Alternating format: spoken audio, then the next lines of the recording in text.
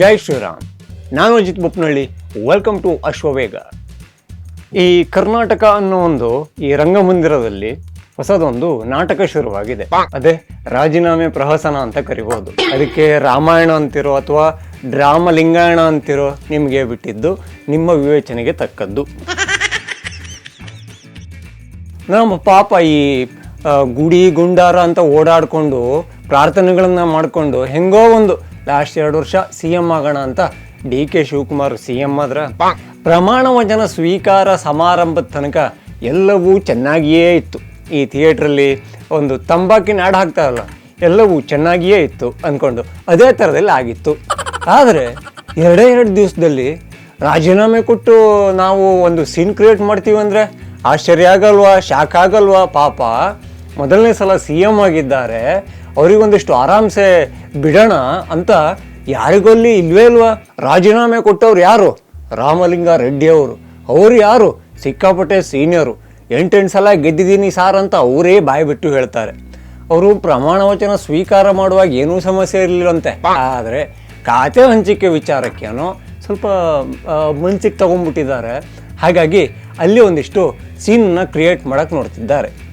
ಇದೆಲ್ಲವೂ ಕೂಡ ನಮ್ಮ ರಾಹುಲ್ ಗಾಂಧಿ ಅವರ ಕಿವಿಗೆ ಬೀಳಿಲ್ವಾ? ಖಂಡಿತ ಬಿದ್ದಿದೆ. ಅವರು ಪಾಪ ಸುರ್ಜೇವಾಲಾ ಅವರಿಗೆ ಒಂದು ಸೂಚನೆಯನ್ನು ಕೊಟ್ರಂತೆ, ಫಸ್ಟು ಮನವೊಲೈಕೆ ಮಾಡಿ, ಆಗಲಿಲ್ಲ ಅಂದರೆ ರಾಜೀನಾಮೆ ತಗೊಳ್ಳಿ ಅಂತ. ಆ ಜಾಗದಲ್ಲಿ ನಾನಿದ್ದಿದ್ರು ನೀವಿದ್ದಿದ್ರು ಇದೇ ಕೆಲಸ ಅಲ್ವಾ ಮಾಡೋದು? ರಾಜೀನಾಮೆ ವಾಪಸ್ ತಗೊಳ್ಳಿ ಸಾರ್ ಅಂತ ಕೇಳೋದು, ಇಲ್ಲ ತಗೊಳ್ಳಲ್ಲ ಅಂತ ಅವ್ರು ಹೇಳಿದಾಗ ಆಯಿತು ಮನೆಗೆ ಹೋಗಿ ಅಂತ ಹೇಳೋದು, ಇಷ್ಟೇ ಅಲ್ವಾ? ಇದನ್ನು the great leader Rahul Gandhi ಅವರು ನಿರ್ಧಾರಕ್ಕೆ ಬಂದಿದ್ದಾರಂತೆ. ಈ ನಮ್ಮ ಸುರ್ಜೇವಾಲಾ ಅವರಿಗೆ ಈ ಸಂದೇಶವನ್ನು ರವಾನೆ ಮಾಡಿದ್ದಾರಂತೆ. ಆದರೆ ಈಗ ಇನ್ನೊಂದು ಬೇರೆಯ ಚರ್ಚೆಯೊಂದು ಶುರುವಾಗಿದೆ. ಅಂದರೆ ನಮ್ಮ ಈ ಮಾಜಿ CM ಸಿದ್ದರಾಮಯ್ಯನವರ ವಿರೋಧಿಗಳಿರ್ತಾರಲ್ಲ, ಅವರು ಒಂದು ರೀತಿಯಲ್ಲಿ ಅಪಪ್ರಚಾರವನ್ನು ಮಾಡ್ತಾ ಇದ್ದಾರೆ. ಏನಂತೆ? ಅಸಲಿಯಾಟ ಈಗ ಶುರು ಅಂತ.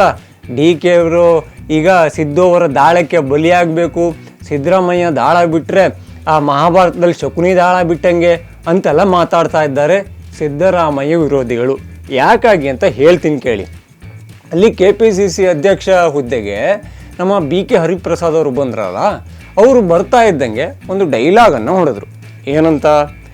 ಅಧಿಕಾರ ಬೇಕಿದ್ದವರು DK ಹಿಂದೆ ಹೋಗಿ, ಪಕ್ಷ ಬೇಕಾದವರು BK ಹಿಂದೆ ಬನ್ನಿ ಅಂತ ಹೇಳಿದ್ರು.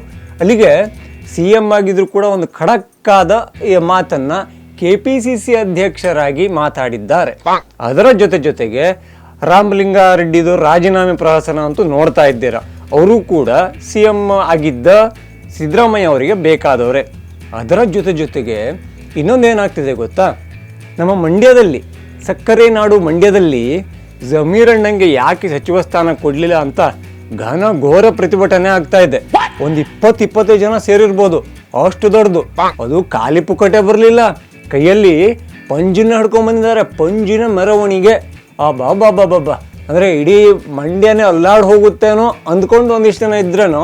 ಬಟ್ ಆ ವಿಡಿಯೋಗಳನ್ನು ನೋಡಿದಾಗ ವಿಡಿಯೋದಲ್ಲಿ ಪಾಪ ಪೊಲೀಸರು ಕೂಡ ಕಾಣ್ತಾ ಇಲ್ಲ. ಅಂದರೆ ಅಷ್ಟೊಂದು ಜನ ಸೇರಿಬಿಟ್ಟಿದ್ರು. ಅವರಿಗೆ ನೀವು ಯಾವುದೇ ಕಾರಣಕ್ಕೂ ಕೂಡ ಸಚಿವ ಸ್ಥಾನ ತಪ್ಪಿಸೋಕ್ಕೆ ಸಾಧ್ಯನೇ ಇಲ್ಲ, ಅದು ಮೋಸ ಆಗುತ್ತೆ. ಹೀಗಾಗಿ ನೀವು ಜಮೀರಣ್ಣಂಗೆ ಸಚಿವ ಸ್ಥಾನ ಅಷ್ಟೇ ಅಲ್ಲ, 2ನೇ DCM ಆಗಿ ಕೂಡ ಮಾಡಲೇಬೇಕು ಅಂತ ಭಯಂಕರ ಹೋರಾಟಗಳು ಆಗ್ತಾ ಇದ್ದಾವೆ. ಮುಂದಿನ ದಿನಗಳಲ್ಲಿ ಮಂಡ್ಯದಿಂದ ಮೈಸೂರಿಗೂ ಬರ್ಬೋದು, ಮಂಗಳೂರಿಗೂ ಹೋಗ್ಬೋದು, ಹಾಗೆ ಎಲ್ಲ ಕಡೆ ಕೂಡ ವಿಸ್ತರಣೆ ಆಗಬಹುದು. ಇವೆಲ್ಲವೂ ಕೂಡ ಸಿದ್ದರಾಮಯ್ಯನವರ ದಾಳ ಅಂತಿದ್ದಾರೆ ಸಿದ್ದರಾಮಯ್ಯನ ರಾಜಕೀಯ ವಿರೋಧಿಗಳು. ಇರಬಹುದಾ? ಆದರೂ ಆಗಿರ್ಬೋದಾ? ಏನಪ್ಪ, ನನಗಂತೂ ಈ DKC ಅವರಿಗೆ ಈ ಆರಂಭಿಕ ವಿಘ್ನ ಅಂತಾರಲ್ಲ, ಆ ಥರ ಕಂಡಂಗೆ ಆಗೋಯ್ತು. ಯಾಕೆಂದರೆ ಇದೊಂದು ದೊಡ್ಡ ನ್ಯಾಷನಲ್ ನ್ಯೂಸ್ ಆಗಿಬಿಟ್ಟಿದೆ.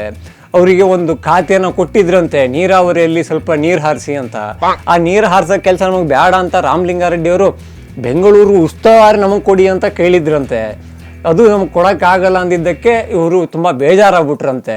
ಈ ಆತ್ಮಸಾಕ್ಷಿಗೆ ವಿರುದ್ಧವಾಗಿ ನಾನು ಕೆಲಸ ಮಾಡಲಾರೆ ಅಂತ ಪತ್ರವನ್ನು ಬರೆದ್ರಂತೆ, ಪ್ರೆಸ್ ಮೀಟನ್ನು ಮಾಡಿದ್ರಂತೆ, ಹಾಗೆ ರಾಜೀನಾಮೆಯನ್ನು ಕೊಟ್ರಂತೆ.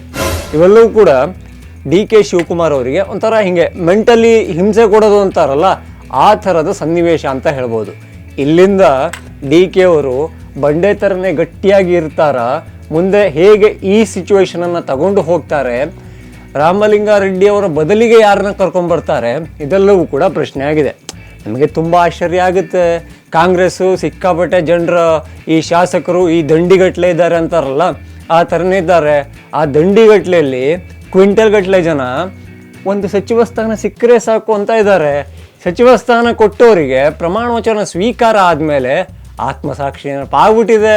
ಅವರು ಇಲ್ಲ ಸಾಧ್ಯನೇ ಇಲ್ಲ, ನಾನು ರಾಜೀನಾಮೆ ಕೊಡೋನೆ ಅಂತ ಪ್ರೆಸ್ ಮೀಟ್ ಮಾಡ್ತಾರೆ, ರಾಜೀನಾಮೆ ಪತ್ರ ಬರೀತಾರೆ, CMಗೆ ಹೀಗೆ ಕೊಡ್ತಾರೆ. ಸೊ ನೋಡಿ, ಕಾಯ್ತಾ ಇರೋರು ಎಷ್ಟೊಂದು ಜನ. ಹಾಗೆ ಈಗ ಪಾಲಿಗೆ ಬಂದಿದ್ದನ್ನು ಬಿಡ್ತಾ ಇರೋರು ಯಾರ್ಯಾರು, ನೋಡಿದ್ರೆ ನಾವು ವಿಚಿತ್ರ ಅನ್ಸುತ್ತಲ್ವ. ಎಷ್ಟೋ ಜನ ಸೇವೆ ಮಾಡಿದ್ರೆ ಸಾಕು, ಯಾವುದೋ ಒಂದು ಹುದ್ದೆ ಬಿದ್ದರೆ ಸಾಕು ಅಂತ ಕಾಯ್ತಾ ಇದ್ದಾರೆ. ಅಲ್ಲಿ ಇಲ್ಲಿ ನಮ್ಮ ಕಡೆ ಸುಳಿ ಮುಳಿ ಅಂತ ಕರೀತಾರೆ, ಸುಳಿ ಮುಳಿ ಓಡಾಡೋದು ಅಂತ.